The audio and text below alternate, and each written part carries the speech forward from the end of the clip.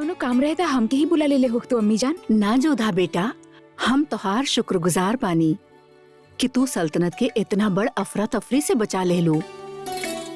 तारीख हमेशा याद रखी कि ए नेक कानून के पीछे बेगम जोधा के हाथ रहे।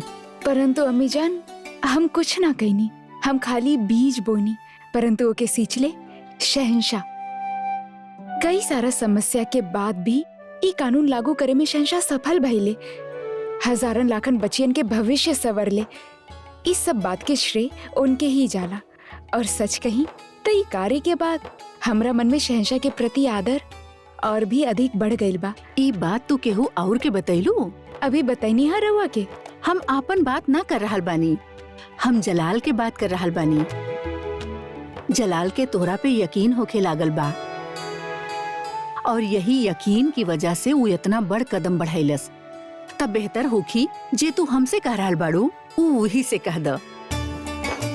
बेटा, तोरे और जलाल के बीच के दूरी अब हमके कम होत नजर आ रहल बा। इंशाअल्लाह एक दिन ई बिल्कुल ना रही।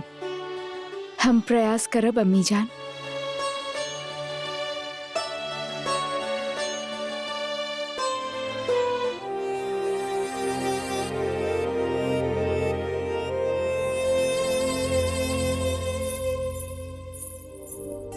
आई बेगम, हम आपके ही इंतजार करत रहली। अदम खान की वजह से रात भर जागे के पड़ल, अब जाके सुकून मिलल बा। अब जब आप आ ही गइल बानी, ना हम बात करब ना ही कुछ सुनब, बस आराम से आपके हाथ से सर दबवाइब।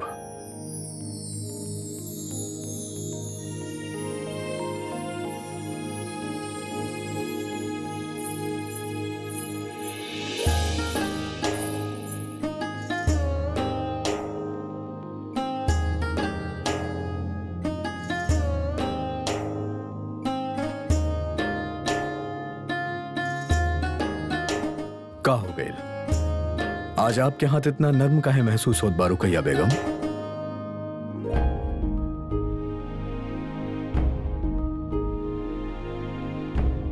माफ करी, हम के लागल कि रुकैया बेगम बारी खातिर हम सर दबावे खातिर कह देनी। वैसे आपके हाथ काफी नर्म बा। प्रशंसा खातिर धन्यवाद। त हर सिक्का के दो पहलू होखेला ही।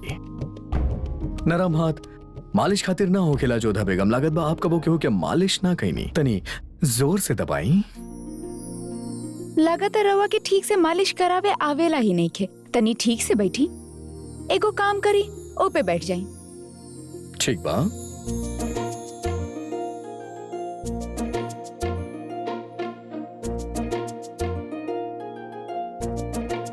रउआ शायद जानत न बानी, आमेर में सुकन्या के मालिश हम ही करत रहनी। वो कहत रहली कि हमार हाथ में जादू बा। सुभान अल्लाह, आप वाकई हुनर के खान बानी जोधा बेगम। एक बार आपके ललकारे के देर बा बस, फिर आप कमाल कर दे वेली।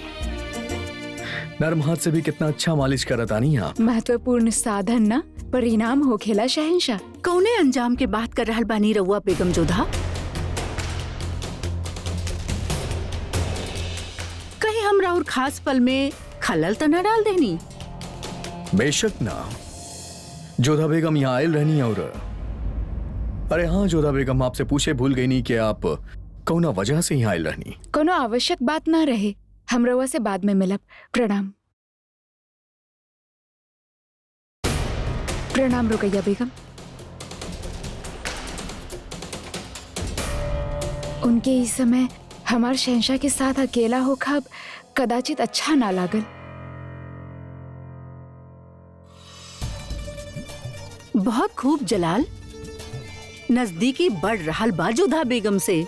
ऐसे नहीं के रुकैया बेगम, हमारा आंख बंद रहे जब वो आयल रहनी, हमके लागल के तू बाड़ू। एक खातिर हम सर दबावे के कहते नहीं। एगो वक्त रहे जलाल जब सिर्फ आहट सुन के हमके पहचान जात रहले रउआ। जरूर जोधा बेगम में कुछ खास बात बा। काहे कि जे हमनी के तलाक करावे के कोशिश कैलस, हमनी के बीच दूरी पैदा करे के कोशिश कैलस, ओके इतना अहमियत न देते रहुआ। अभी तहार गलत फहमी बा रुकैया। तो उसे खफा बाड़ू जेकर तोहरा शुक्रगुजार होके के चाहिए। अगर हमनी के तलाक ना भइल त ई सिर्फ जोधा बेगम के कोशिश की वजह से। वह हमके आवाम से फैसला करावे के सलाह देले रहली।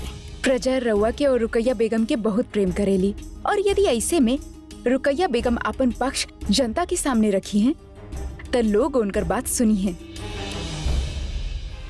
खुदा हाफिज। आदम खान जिंदाबाद! आदम खान जिंदाबाद! या खुदा, हम जोधा बेगम के कितना गलत समझनी। रउआ ये बात हमके पहले काहे न बतैला? आप बतावे के मौका ना देनी। आप भी कहूँ ना कहूँ गलतफहमी के शिकार भईनी, जैसे कि हम होत रहनी। हम उनकर कितना बेइज्जती कईनी, कितना जलील कईनी उनके। ये बात के पछतावा हम कैसे करी? देखी, अगर आपके लागेला कि जोन जोधा बेगम कहनी वो सही कहनी, तो हम कहब कि आप एक बार उनके पास जाई, उनसे बात करें। हमके यकीन बाकी सब कुछ ठीक हो जाई। होशियार, बेगम रुकैया सुल्तान तशरीफ ला रहल बाड़ीन।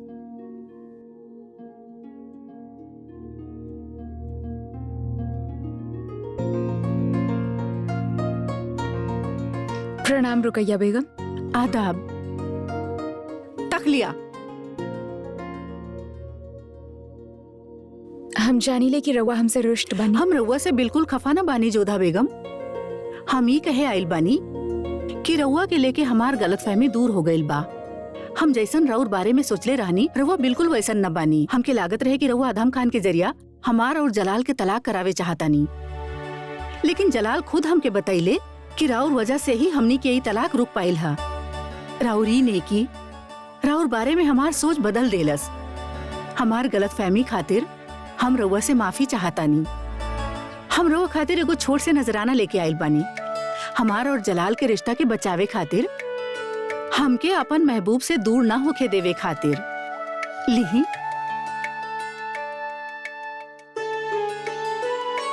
राउर भेंट सराखन पे, परंतु सच कहीं हमके ई बात की प्रसन्नता अधिक बा कि अब राउर मन हमरा प्रति निष्पाप हो गइल बा।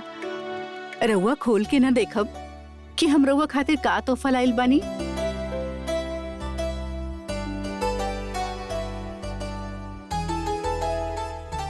उम्मीद करतानी कि रउआ के ई हीरा पसंद आइल होखी। मन से दिहल भेंट अमूल्य होखेला, फिर चाहे वो हीरा होखे या कोनो पुष्प।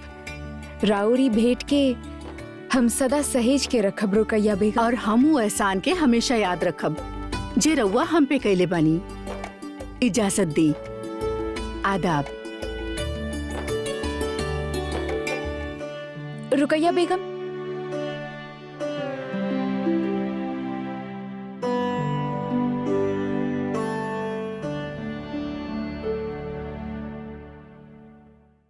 हमार आमेर में परंपरा, यदि केहू भेंट लेके आवेला त ओके खाली हाथ ना जाए देहल जाला।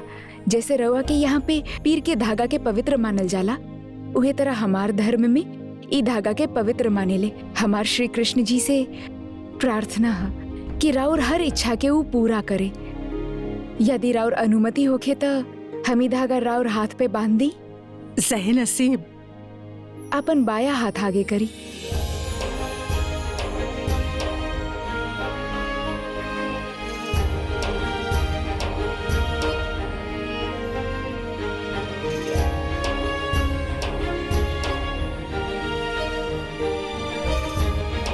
अरे, अब ना ही हम ऐसा कुछ कैले बानी और ना ही कुछ कहानी है जेकरा वजह से राउर आंख में आंसू बह जावे। यह अश्रु बहुत विचित्र हो खेला रुकैया बेगम। कबो कबो अधिक प्रसन्नता में भी बह जाले। आज रउआ पहला बार अपनत्व दिखैली है, इतना प्रेम देनी, ये अपना आप के बह से रोक ही ना पहले। जे शख्स हमरा खातिर सोची, रुकैया ओकरा खातिर हमेशा आपन बनल रही जोधा बेगम। आदाब।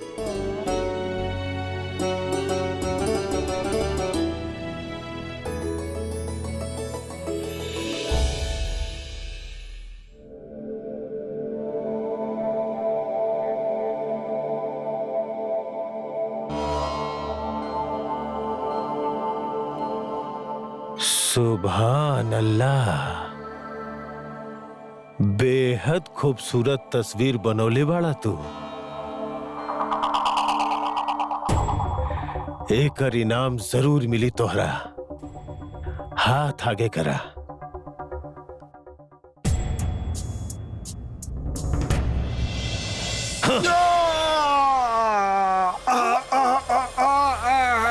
यही उंगली से तू ये तस्वीर बनौले बड़ा ना। हम नहीं चाहत कि इतना खूबसूरत तस्वीर दोबारा बने। दफा हो जा। शहजादी जोधा, जलाल हमरा से हमार सब कुछ छीन ले। रउआ के वजह से ही हम दर बदर के ठोकर खा रहल बानी। हम हार न मानब। जलाल, हमरा से जो कुछ भी छीन ले बाड़े ओकरा वापस हासिल करब हम। अबुल माली भी जलाल के दुश्मन बा और हम भी। दुश्मन के दुश्मन दोस्त होखेला। हम दोनों मिलके तोहरा तबाह कर दे जलाल, तबाह। खबर पक्का बा। जी शहनशाह, आपके दोनों बहनोई शरीफुद्दीन और अबुल माली आपस में मिल गए बड़े और जंग करे के तैयारी कर रहल बड़े। हमार दू बहनोई ना अदका साहब दू गद्दार हाथ मिलैले बाड़े और इनके वह सजा मिली जो उन गद्दारन के मिलेला। फौरन मुनीम खान की पैगाम भेजल जाए कि वो जंग के तैयारी करें और अबुल माली और शरीफुद्दीन के शिकस्त दे के हमारा सामने गद्दार की तरह बेड़ी में जकड़ के ले आए। जी हुजूर। शहनशाह जलालुद्दीन मोहम्मद के पैगाम मुनीम खान के मिल चुकल रहे और मुनीम खान हुक्म के तामील कह के फौरन शरीफुद्दीन और अबुल माली के खिलाफ जंग के ऐलान कर देले। हमला के तैयारी कैल जाए। मुनीम अपन फौज लेके जंग खातिर रवाना हो गए। घमासान जंग भइल, सैकड़न सिपाही शहीद भइले या घायल भइले।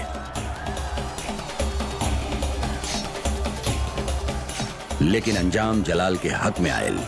मुनीम खान जंग जीत गए। अबुल माली एक बार फिर फरार होखे में कामयाब रहल, मगर शरीफुद्दीन ना भाग सकल। शरीफुद्दीन एगो खेमा में पनाह लेलस। वो ओहिजे से भागे के तरकीब सोचत रहे कि मुनीम खान अपन जासूस के खबर पे ओहिजे धावा बोल देलस। हुजूर, शरीफुद्दीन के आपके हुजूर में पेश करे के इजाजत चाहता नहीं। इजाजत बा।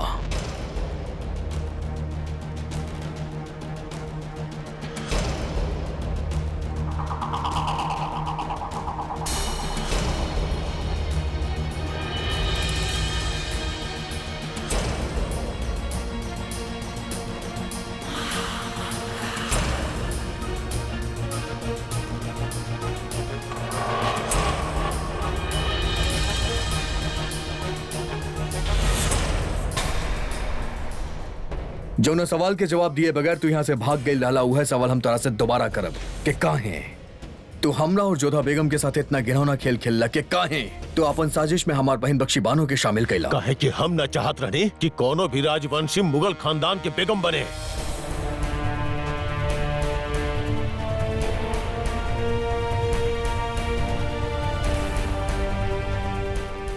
हमरा नफरत बा राजवंशियन से। और जौना वक्त रउअर जोधा बेगम से निकाह करे के फैसला कैले रहनी, वो वक्त भी हम एकर खिलाफ रहनी हा, मगर राउर लिहाज कर लेनी। मगर बाद में हम बर्दाश्त ना कर पैनी और हमरा रउआ से कोनो शिकायत नहीं के बादशाह, मगर हम जोधा बेगम के मुगल सल्तनत के बेगम नहीं मान सकत। मुगल खानदान के बेगम के बनी के ना बनी ई बात के फैसला लेवे के हक जलालुद्दीन के बा एगो सूबेदार के ना। तहरा से तहार सूबेदारी छीन के हम तहरा के तहार साजिश के सजा दे चुकल बानी, लेकिन तहार गद्दारी के सजा अभी बाकी बा। ये खातिर अदका साहब हमारा अगला हुक्म तक एकरा काल कोठरी में डाल दिहल जाए और एकरा साथ ऐसे ही सलूक कियल जाए जैसे गद्दारन के साथ हो खेला।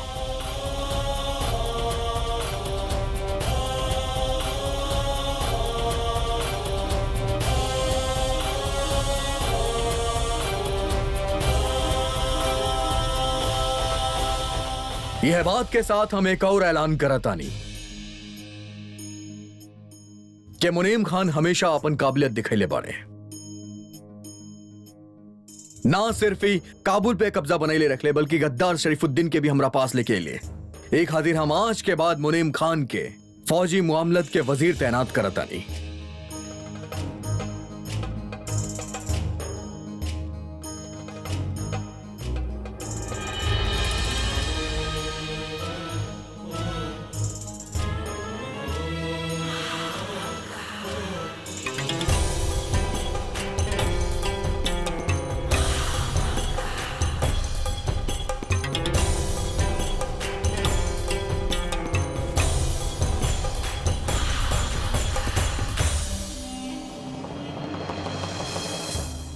शुक्रिया शहंशाह।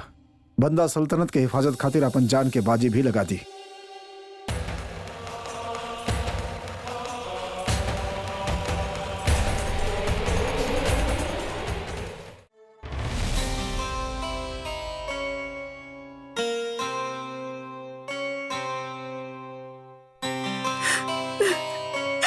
भाभी जान,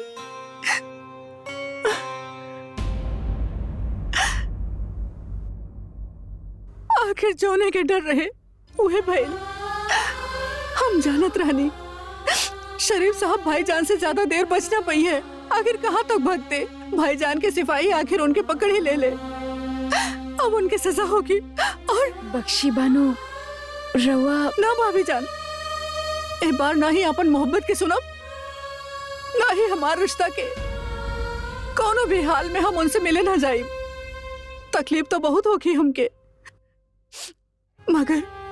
मगर हमने जे काम कैले बानी, जे नापाक काम में उनकर साथ देनी, ओकर सजा यह होके के चाहिए। मगर भाभी जान, हम उनके बारे में पूछता सके नहीं ना?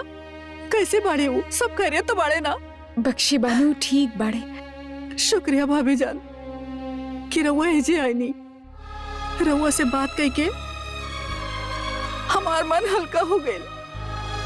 बहुत अच्छा लागल हमके।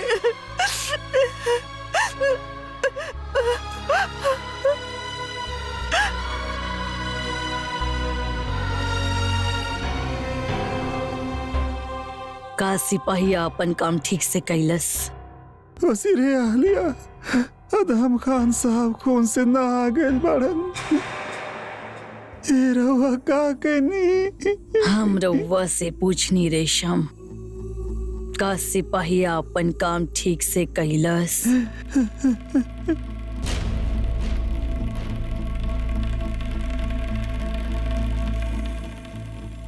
ठीक बा, हमारे गौर काम करब रेशम। जौन हुकुम हुजूर। जे सिपाही अदहम खान के कोड़ा लगैलस, उस सिपाही के कत्ल कर दे। हुजूर। वो जिंदा ना बचे के चाहिए रेशम। वो सिपाही जिंदा ना बचे के चाहिए जो हमार बेटा अदहम खान के कोड़ा लगैलस, ओके तकलीफ पहुंचैलस। वो जिंदा ना बचे के चाहिए। हमार हुकुम के तामील होके। इस सब कुछ वो बेगम जोधा के वजह से भइल बा। सब कुछ बेगम जोधा के वजह से भइल बा। बहुत बड़ जादूगर ने निकललू। पहला तो जलाल पे जादू कर लेहलस, और अब बेगम रुकैया के भी अपन वश में कर लेहलस, और हमके खून के आंसू रुला रहल बिया। लेकिन अब बस बेगम जोधा, अब हम रुलाइब रउआ के खून के आंसू। बदला लेब हम अदहम खान के। मंगा रुलाई रउआ के खून के आंसू बेगम जोधा।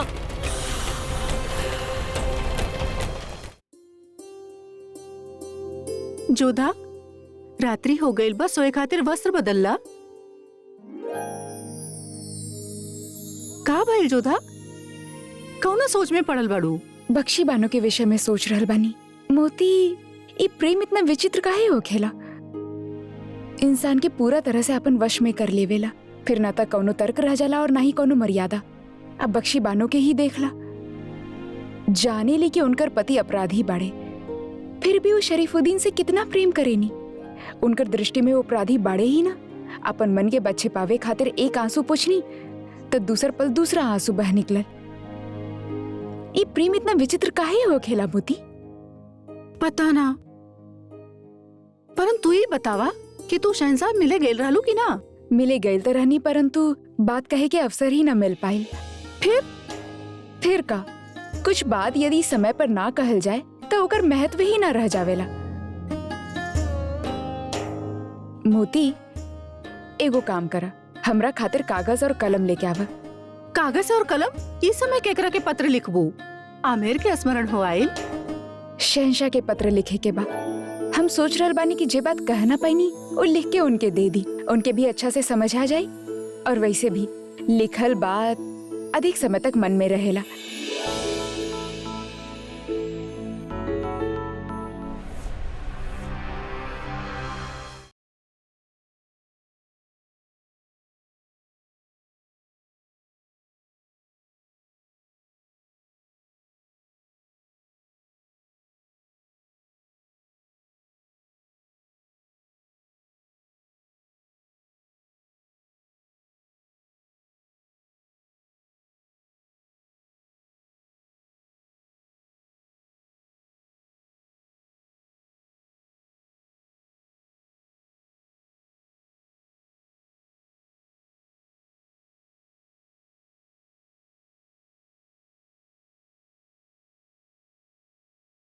तो कहीं यहाँ देख के बहुत हैरानी हो रहा बा। हैरानी तो हमरा भइल बा तोहरा देख करके अधम खान, वजीर आलिया, महामंगा के बेटा कैद में। हमार बात छोड़ा, हमके तो भागे के मौका भी ना मिलल, मगर तू तो भाग चुकल रहला, तो फिर पकड़ल कैसे गईला? हम पकड़ल ना गए अधम, हम खुद के जानबूझ के पकड़वानी है। मतलब? अबुल मालिक फिर से मैदान छोड़ के भाग गए। हम सोचने कि हम जंग करब तो शहीद हो जाए, और शहीद कब वो तख्त पे ना बैठल करे ले। अगर हमरा आगरा के तख्त चाहिए तो आगरा से दूर रहल ही मुनासिब है। हमरा आगरा के करीब ही रहे के पड़ी। और अगर जलाल तुम्हारा कत्ल कर देता? इतना तो हमरा यकीन रहे अधम कि जलाल हमार कत्ल करके अपन बहन के फिर से बेवा ना बनाई। हम सोचनी कि जलाल से माफी मांग लेतनी और फिर ऐजे रह के आगे के चाल चलब। मगर तू बतावा, तू यहाँ कैसे? यूं समझा कि हम दोनों की जिंदगी एक धागा से बंधल बा। तो जलाल के होकर बीवी से दूर करे के कोशिश कैला, और हम बहुत लंबा कहानी बा, पर हम दोनों के पास बहुत वक्त बा काटे खातिर। आवा बैठा, कहानी सुनावल जाए एक दूसरा के। आवा।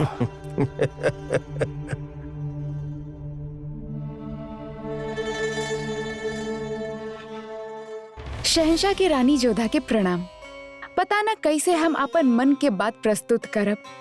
रवा तस्नीम के प्रकरण में जे निर्णय लेनी ओकरा से हम बहुत प्रभावित बानी रवा से, और हमके गर्व भी बा राउर नीति कुशलता पे। हम राउर सराहना करे चाहत रहनी, परंतु अवसर ना मिलल। यही से ई पत्र के माध्यम से बता देवे चाहतानी कि हमके राउर निर्णय और कार्य कुशलता पे बहुत प्रसन्नता है। राउर रानी जोधा।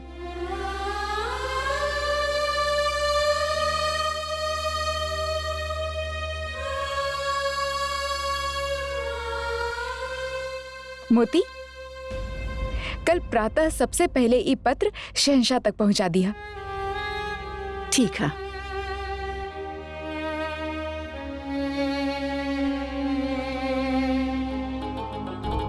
बहुत अफसोस के बाद बा शहंशाह, जो हमने के करीबी बाड़े वो हमने के धोखा दे रहल बाड़े। अदहम खान और शरीफुद्दीन, उनसे ऐसा उम्मीद ना रहे। पर ई कोनो बड़ बात नहीं के बड़म्मी। एगो बादशाह के जितना दोस्त होकेले उतने दुश्मन होकेले। खान बाबा कहत रहले कि एगो बादशाह के दुश्मन हमेशा ओकर बगल में मिलेले, बस उनके ढूंढ के उनके कुछ ले आवे के चाहिए। हमार दोनों ही सूबेदार बहुत बहादुर बाड़े, लेकिन दोनों के दोनों बागी निकल ले। दोनों भी हमसे बगावत हमार बेगम के लेके कैले। शरीफुद्दीन जोधा बेगम के लेके ये सब कैले, सौर अदम खान रुकैया बेगम पे उंगली उठैले। शहंशाह, मोती भाई आपसे मिले चाहे। इजाजत बा। प्रणाम शहंशाह। प्रणाम महामंगा। शहंशाह, जोधा बेगम रउआ खातिर ही संदेशा भेजैले बानी।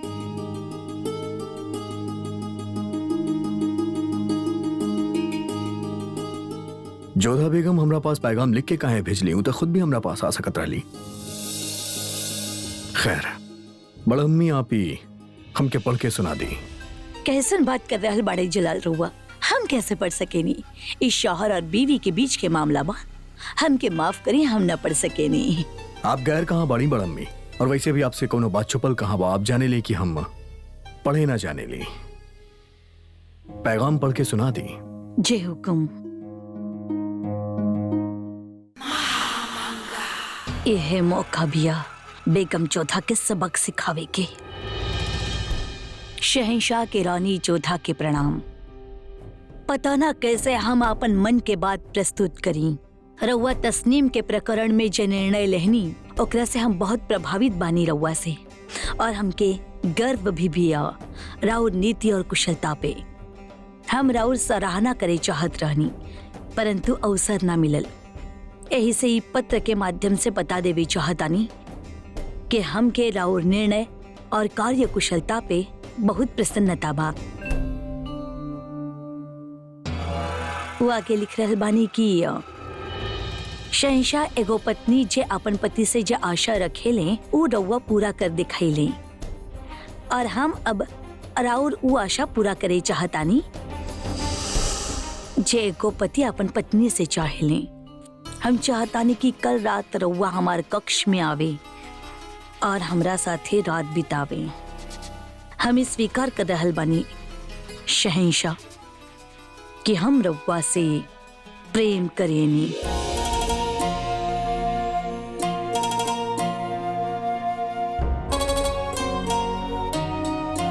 राउर खास रानी बेगम जोधा।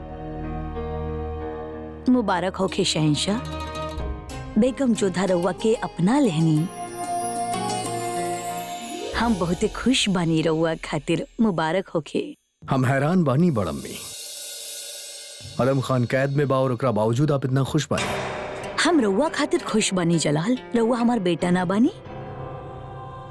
एक बेटा हमके रुसवा कर देले बा, लेकिन हम दूसरा बेटा के खुशी में बेहद खुश बानी।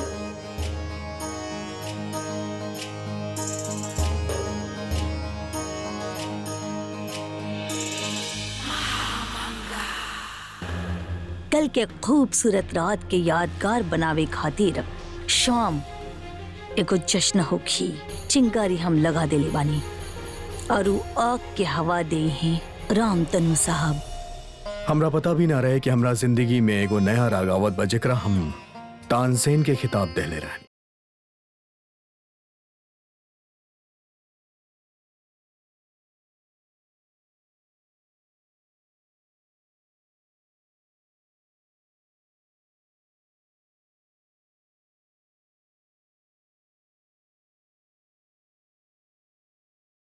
वह रामधनु पांडे हमनी दोनों के बीच प्यार के राग छेड़लस। तानसेन के तरन्नुम के साथ एगो नया अफसाना शुरू भइल रहे।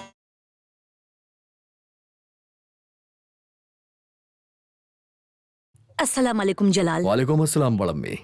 आप बहुत खुश लागत आनी। बैठी। शुक्रिया जलाल। बात खुशी के ही बा। कल की जश्न बेहतरीन मनावे खातिर उम्दा ख्याल आयल रहे दिमाग में।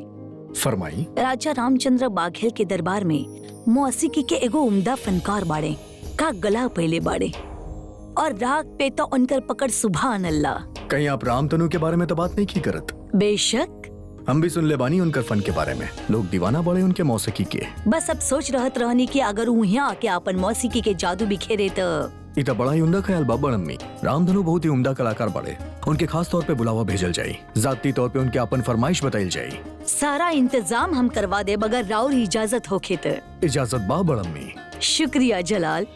खुदा हाफिज। अल्लाह हाफिज।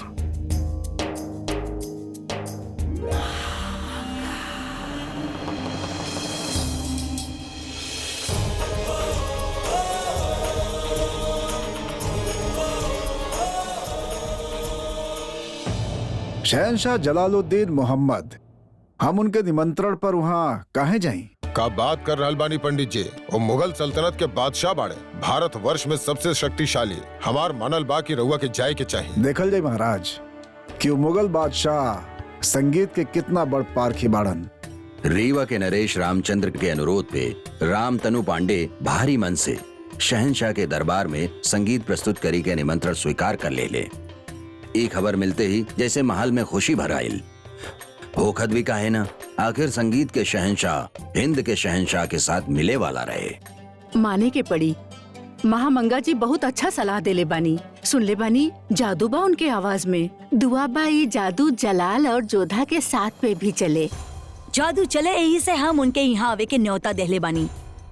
जलाल और बेगम जोधा पे जादू चली रामतनु साहब के। बाकी वो जादू के असर उहे होखी जे महामंगा चाह दिया। ये तो बहुत ही बड़ शुभ सूचना है। इतना बड़ संगीतकार के गाना सुने के मिली, उनकर दर्शन होखी। ऐसे बड़ सौभाग्य हमरा खातिर और का हो सकेला। बहुत खुश बाड़ू। काहे ना होखी मोती। सुजमल भाई साहब से उनके विषय में बहुत कुछ सुन ले बानी हम। एगो हिंदू संगीतकार के मुगल दरबार में इतना आदर मिल रहल बा, ई सोच के ही हमके गर्व होखेला। जाने लू राग रागिनी के सम्राट बाड़े हूँ। जैसन राग गा देवे आस पास के वातावरण में वैसने प्रभाव छाए लागेला। ऐसन ज्ञानी पुरुष के दर्शन होखी, ये हमनी खातिर सौभाग्य के बात ना त और का बा मोती। हर केहू के उनके आमे के इंतजार रहे।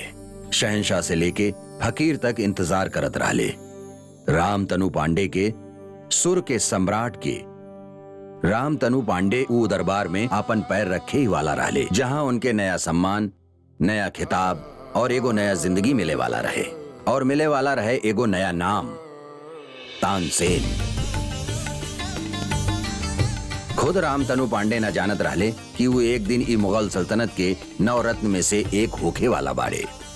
राउर वाद्य ये वाद्य हमके प्राण से भी प्रिय बा, और अपन प्राण केहू के हाथ में ना देहल जाला।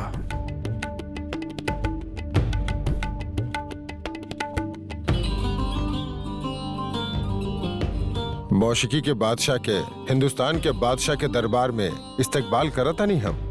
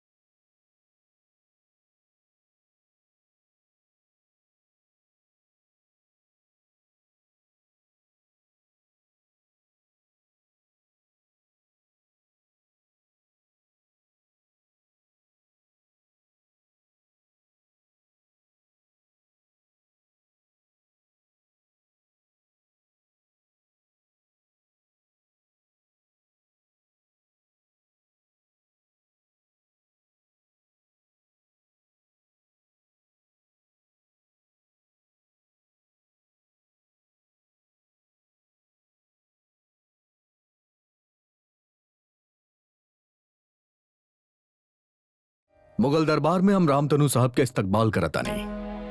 जैसन सुनले रहनी आपके बारे में ठीक वैसे नहीं पैनी आपके। रउआ बारे में जैसन सुनले रहनी बिल्कुल वैसे ही देख रहल बानी रउआ के शहंशाह। ज़ैनसीब आदाब। प्रणाम।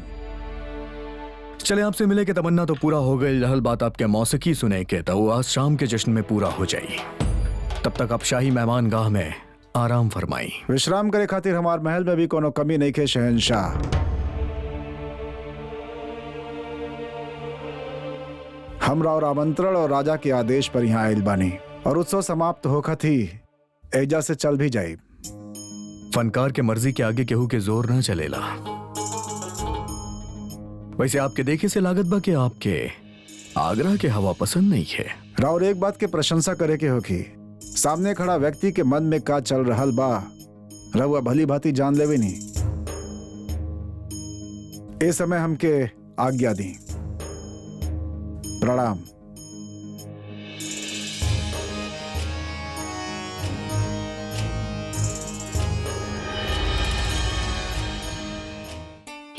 ये फूल कितना अच्छा बना रानी साहब।